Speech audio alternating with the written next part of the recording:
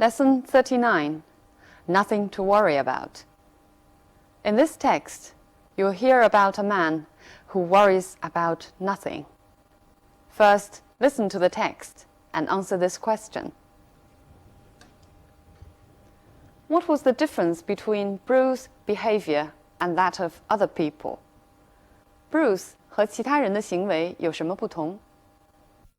The rough road across the plain soon became so bad that we tried to get Bruce to drive back to the village we had come from. Even though the road was littered with boulders and pitted with holes, Bruce was not in the least perturbed. Glancing at his map, he informed us that the next village was a mere 20 miles away. It was not that Bruce always underestimated difficulties. He simply had no sense of danger at all. No matter what the conditions were, he believed that a car should be driven as fast as it could possibly go. As we bumped over the dusty track, we swerved to avoid large boulders. The wheels scooped up stones which hammered ominously under the car. We felt sure that sooner or later a stone would rip a hole in our petrol tank or damage the engine. Because of this, we kept looking back, wondering if we were leaving a trail of oil and petrol behind us. What a relief it was when the boulders suddenly disappeared, giving way to a stretch of plain where the only obstacles were clumps of bushes. But there was worse to come. Just ahead of us, there was a huge fissure. In response to renewed pleadings, Bruce stopped. Though we all got out to examine the fissure, he remained in the car. We informed him that the fissure extended for 50 yards and was 2 feet wide and 4 feet deep. Even this had no effect. Bruce went into a low gear and drove at a terrifying speed, keeping the front wheels astride the crack as he followed its zigzag course. Before we had time to worry about what might happen, we were back on the plain again. Bruce consulted the map once more and told us that the village was now only 15 miles away. Our next obstacle was a shallow pool of water about half a mile across. Bruce charged at it, but in the middle the car came to a grinding halt. A yellow light on the dashboard flashed angrily, and Bruce cheerfully announced that there was no oil in the engine. So what was the difference between Bruce's behavior and that of other people? Right. Bruce wasn't afraid of anything and obviously didn't worry about anything. Rather different from a lot of texts that we have learned, this text starts directly with the dangerous journey they have had, without any introduction or preparation. It first starts with a rough road with boulders and holes, and then a plain with bushes, and then a fissure, later a pool of water where they had to stop. They stopped not because Bruce was worried, but because there was no oil left. Throughout the journey, a sharp contrast between us and Bruce is emphasized. The text starts by telling us how we had tried to get Bruce to get back to the village where we had come from. And when the text ends, they could neither go back nor reach their destination. 课文结束的时候，他们既不能前进，也无处可退了。Right, now let's look at some language points in this text. The rough road across the plain. Rough here means not smooth. 不平的，颠簸的。Look at what rough means in these examples. Farm work has made her hands rough. 农活使她的手粗糙了。When you hear people complain, they often say, I've had a really rough day. Rough here means very difficult, having a lot of problems. 意思是这一天过得真不顺心。Bruce was not in the least perturbed. Not in the least means he was not at all perturbed. Give you one more example. I don't like traveling in the least, which means I don't like traveling at all. Perturbed means being upset or worried. For example, she was greatly perturbed by the news that her son had been laid off. 听说她的儿子下岗之后，她非常的担忧而且不安。It was not that Bruce always underestimated difficulties. It was not that 其实是用来强调紧跟在后边的陈述的。He simply had no sense of danger at all. 他根本就没有危险的感觉。I'll give you one more example. It is not that I'm not paying attention to you. I'm simply too busy. Using it is not that to emphasize the fact that I'm simply too busy. Underestimate, 低估。For example, never underestimate your enemy.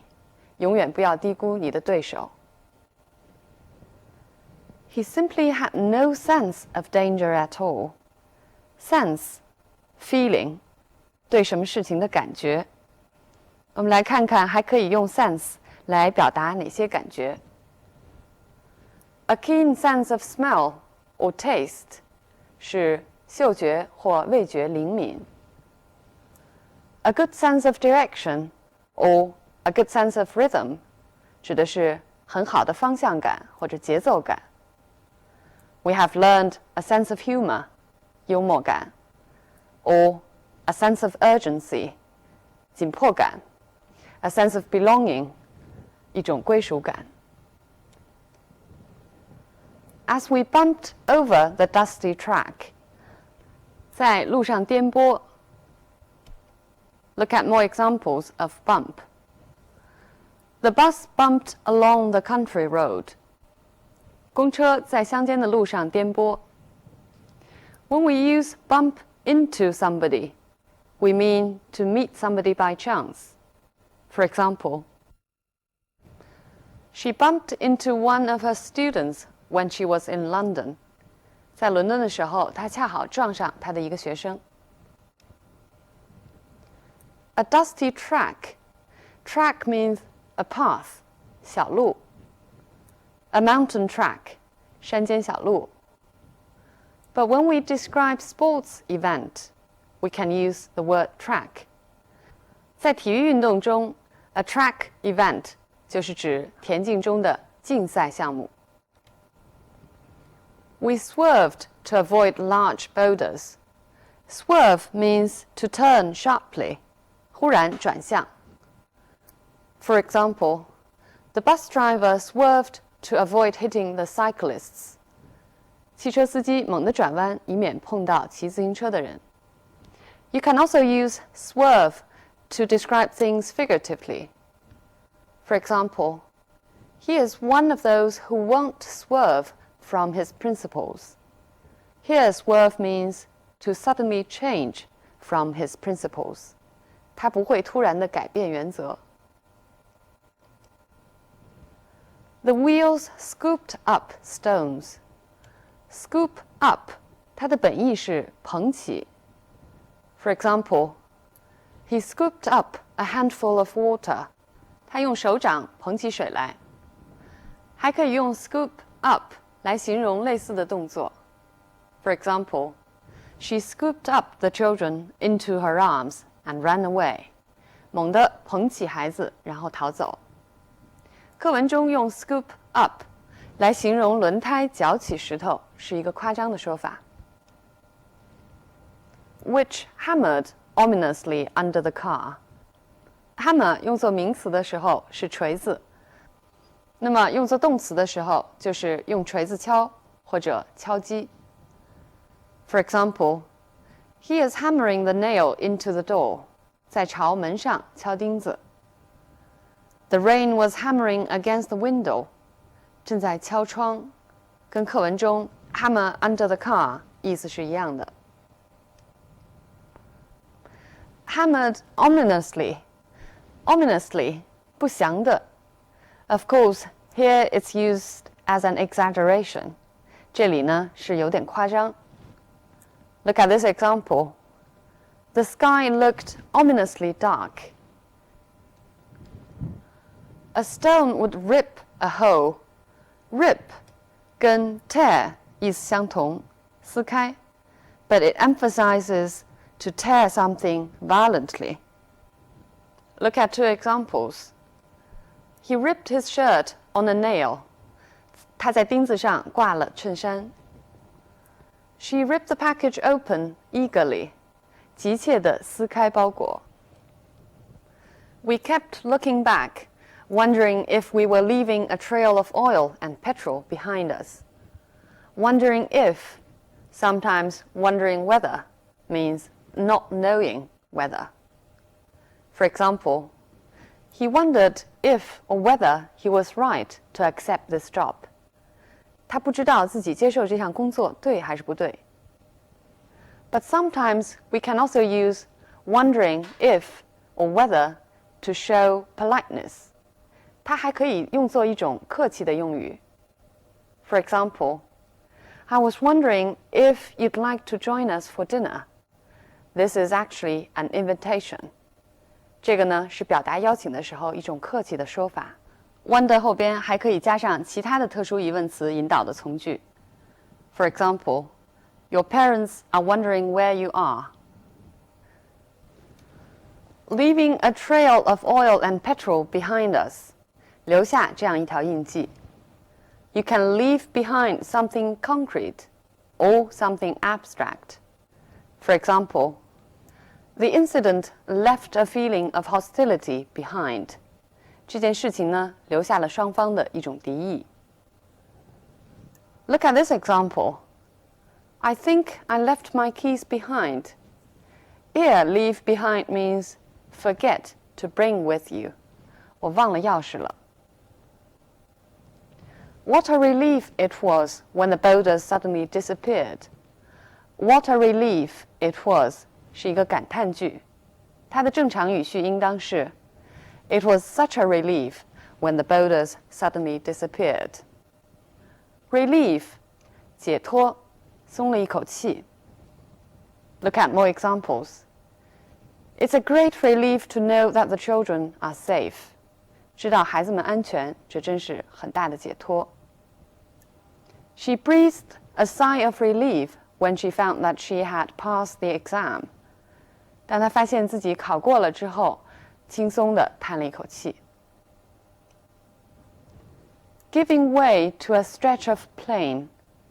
Give way to means be replaced by. 由什么替代。For example, sailing ships finally gave way to steamships. 帆船最终被蒸汽船代替。After a while, her anger gave way to depression. 过了一会儿，她由愤怒转为沮丧。A stretch of plain, 一片平原。A stretch of 既可以形容空间上的连续的一片，也可以形容时间上的一段。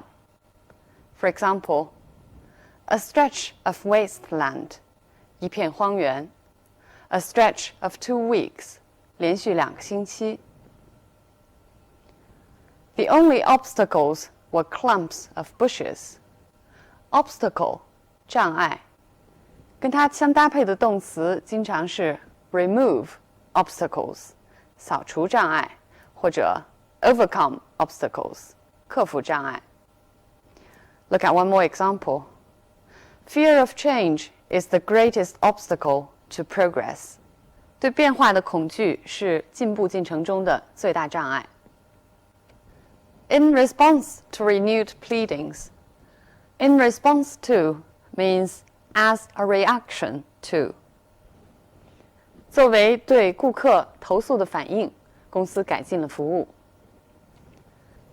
Renewed pleadings means pleadings made again. Renew often emphasizes to increase after being not so strong. For example, renewed interest or renewed concern 是说一度并没有这么强的兴趣或者关注，又重新兴起来的。Pleading means begging, but it is more emotional than begging. Extended for 50 yards. Extend 既可以指在空间上的延伸，也可以指在时间上的连续。Look at these examples. The Sahara Desert extends for miles. 这里是指空间上的延续。The sandstorm extended for almost a week. 沙尘暴持续了几乎1个星期，时间上的延续。Keeping the front wheels astride the crack. 把车轮放在裂缝的两边。Astride 横跨。Look at this example. He was sitting astride his new motorbike. 他横跨着坐在新买的摩托车上。The city lies astride the river. 这个城市横跨这条江。Followed its zigzag course. Course here means the route, 车走的路线。Zigzag course 是指的之字形或者是 W 型的 course。We can also use course figuratively, 是指生活的道路、轨迹。For example, he changed the course of my life. 他改变了我的生活道路。About half a mile across. Across here means wide, 来表示宽度。For example, at its widest point, the river is 2 kilometers across. 在最宽的地方，这条河有2公里宽。Bruce charged at it. Charge means attack. 它最本来的意思是向什么进攻。For example, he drew his sword and charged at the enemy. 抽出剑来向敌人刺去。But here, charged at it means rushed at top speed at it. Give you one more example. When the bell rang, the school children charged out of the classroom. 铃声一响，孩子们就冲出教室。The car came to a grinding halt. Come to a halt. 经常还加上 grinding 这个形容词，意思是陷入停滞。For example, the traffic came to a halt as the light turned red. 一变红灯，整个交通都停滞下来。The industry came to a grinding halt because of fuel shortage. 因为燃料短缺，工业陷入停滞状态。Bruce cheerfully announced. Cheerfully, 高高兴兴的。我们知道 happily 也是高兴的意思 ，but cheerfully means more spontaneous than happily, and it emphasizes a spirited happiness, 兴高采烈的。For example, he walked down the road whistling cheerfully, 高高兴兴地吹着口哨。最后，我们来看看这篇课文是如何在语言风格上生动地描述了这个危险的旅程和 Bruce 这个无所畏惧的人的。首先，课文中使用了几处用引申义的动词。The wheels scooped up stones, 像捧起石头一样。Which hammered under the car, 用 hammer 来强调他们敲击的猛烈。Bruce charged at it, 像对敌人发起进攻一样朝目标冲去。除此之外，还使用了 adverbs and adjectives in order to exaggerate. Which hammered ominously under the car. Ominously because we felt worried. At a terrifying speed. Terrifying because we were frightened. Flashed angrily. Angrily 这里呢不仅是夸张，而且是一种拟人，来形容闪光的刺眼。Finally, let's come back to the text itself. The title of this text is Nothing to Worry About. and it tells us about a man who worries about nothing. And we, who traveled together with Bruce, were worried to death.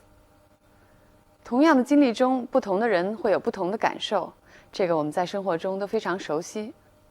也可能是因为我们天生的气质就不太相同。In natural dispositions, some of us were born to be carefree, while some of us were born to be more nervous and anxious. As a result, in terms of behavior, some of us tend to be rash, and some of us tend to be cautious. 再说得深一点 in terms of understanding life, some of us tend to be optimistic, and some tend to be pessimistic. 人的性格呢，有时也会跟驾驶的方式有一些关联。我们当然很容易想到 a careful person makes a good driver, while a careless person makes a poor driver. But sometimes there are some strange connections. For example, women sometimes tend to drive more wildly than men.